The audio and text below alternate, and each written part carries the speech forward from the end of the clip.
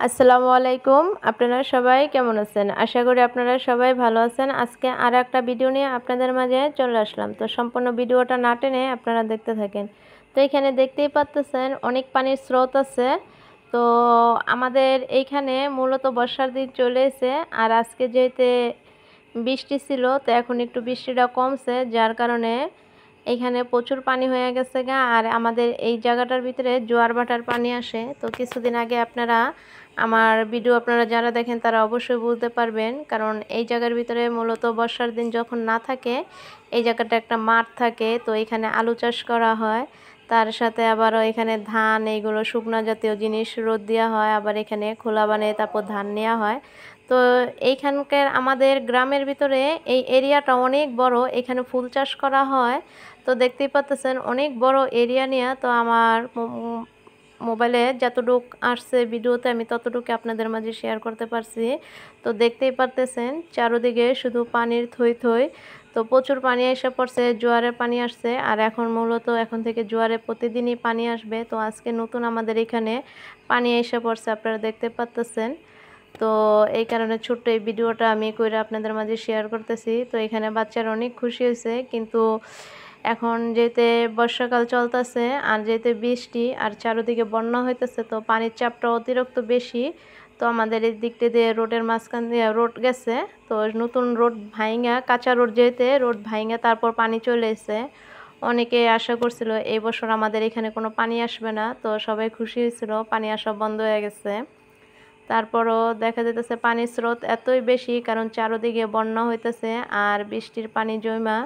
তো আমাদের এইখানে মেঘনা নদীর পাশে আমাদের বাড়িটা পড়ছে, যার কারণে অল্পতেই পানি এসে পড়ে। আর দেখতে পাচ্ছেন পানির স্রোত কিরকম।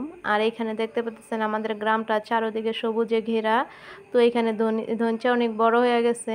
আর দেখতে পাচ্ছেন এখানে ছোট্ট একটা পুকুরের মতন, মূলত এই জমিটা বইরা ফেলবো, তার কারণে চারিদিকে বাঁধ দেওয়া হয়েছে। পানির স্রোতে এর আগের বার এই জায়গাটা ভেঙে তারপর পানি এসে পড়ে, সেই থেকে ওই জায়গাতে প্রচুর পানি থাকে। আর দেখতেই পাচ্ছেন এইখানে বাচ্চারা পানি নিয়ে অনেক খেলা করতেছে, কারণ নতুন পানি যেহেতু আইতেছে। কিন্তু তারপরও আপনাদের এলাকাতে, আপনারা যাদের এলাকাতে পানি আসে বর্ষাকালে, তারা সবাই সাবধানে থাকবেন বাচ্চাদেরকে নিয়ে, যেন পানিতে না নামে, কারণ সাবধানের কোনো মাইর নাই। আর বিপদ মানুষের সাথে সাথেই ঘুরে যেতে সবাই হুঁশিয়ার সাবধান থাকবেন, এইটাই। কারণ বর্ষাকাল আসলে বাচ্চাদেরকে নিয়ে অনেক টেনশনে থাকা লাগে। আর এদিক দিয়ে আবারও বৃষ্টি আসতেছে। আর দেখতেই পাচ্ছেন আমাদের বাড়ির কাঁঠাল পাড়তেছে গাছ থেকে। তো হালকা হালকা গুড়ি গুড়ি করে বৃষ্টি আসতেছে, ভালোই বৃষ্টি হয়েছে। আর এইখান দিয়ে যখন নাকি কাঁঠাল পাড়তেছিল খাদিজার আব্বু, তো প্রচুর বৃষ্টি হইতেছিল। তো আর এখান দিয়ে দেখতে পাচ্ছেন গাছে যেতে অনেক উঁচা একটা কাঁঠাল ছিল, তো চঙ্গ দিয়ে বেয়ে তারপর কাঁঠাল পাড়তে উঠতেছিল। তো আমি খুব ভয় পাইতেছিলাম, না যেন চঙ্গটা নিয়ে পড়ে যায়, কারণ যেতে কাঁঠাল গাছ বৃষ্টি হয়েছে পিছলে হয়ে গেছিল। তো দেখতে পাচ্ছেন কিভাবে উঠে তারপরে বৃষ্টির ভিতরে কাঁঠাল পাড়ে। তো এরকম বৃষ্টির ভিতরে কাঁঠাল পাড়তে ভালোই লাগে। আর গরম যেহেতু প্রচুর থাকে, তখন কাঁঠাল খেলেও অনেক গরম লাগে। আর এরকম ঠান্ডা ঠান্ডায় কাঁঠাল খেতে খুব ভালো লাগে। তো আল্লাহর নীলা খেলা বুঝা বড় দেয়, কখন বৃষ্টি দেয় কখন রোদ দেয় বোঝা যায় না। এখন বর্তমানে আবহাওয়াটা এরকম চলতেছে, মানে ঠান্ডার মতনই, পুরা ঠান্ডাই লাগতেছে। হালকা পাতলা একটা খাতা গায়ে না দিলে ভালোই লাগে না, তো এরকম ঠান্ডা। তো এই ঠান্ডার ভিতরে কাঁঠাল খেতে খুব ভালোই লাগে, যার কারণে আজকে বৃষ্টি দেখে আর ঠান্ডা দেখে কাঁঠাল পাড়া হইতেছে। তো আপনারা কারা কারা ঠান্ডার ভিতরে কাঁঠাল খান অবশ্যই আপনারা কমেন্টের মাধ্যমে জানাবেন। আর এর সাথে আমি আমাদের ছোট্ট গ্রামটাও ভিডিও করে আপনাদের মাঝে শেয়ার করছি, চারিদিকে সবুজে ঘেরা আমাদের এই গ্রামটা। তো আপনাদের কেমন লাগে আমাদের এই ছোট্ট ভিডিও দেখতে? আর তার সাথে আমাদের বাড়ির চারো কিনারটাও আমি আপনাদের মাঝে শেয়ার করি যতটুকু পারি। তো অবশ্যই আপনারা কমেন্টের মাধ্যমে আমারে জানাইবেন, আর বেশি বেশি আপনারা আমারে সাপোর্ট করবেন। আর এখান দিয়ে দেখতেই পাচ্ছেন খাদিজার বাবা চঙ্গ থেকে কিভাবে নেমে যেতেছে, কারণ উঠতে খুব সহজে উঠছে আর নামতে তার ব্যাকওয়ার্ড হয়ে গেছে, যার কারণে অনেক কষ্ট করে আস্তে আস্তে নামছে। তো দেখতে পাচ্ছেন বৃষ্টিতে ভিজেও গেছে। আর কাঁঠাল পাড়াও শেষ হয়ে গেছে এরই মধ্যে। আর আবার 2টা কাঁঠাল নিয়ে এসে, মূলত আজকে 4টা কাঁঠাল পাড়া হয়েছিল। তো তার সাথে সাথে আবার কিছু খাবারেরও আয়োজন করছি, কারণ যেহেতু ঠান্ডা, এই ঠান্ডার ভিতরে।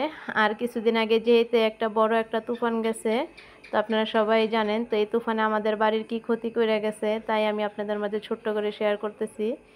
আমাদের নিম গাছটা ভেঙে তারপরে পুরো একদম পইড়া যায়। ছাদের উপরে খুব ছায়া দিত নিম গাছটা, বাড়িটা আমাদের পুরা ঠান্ডা থাকতো।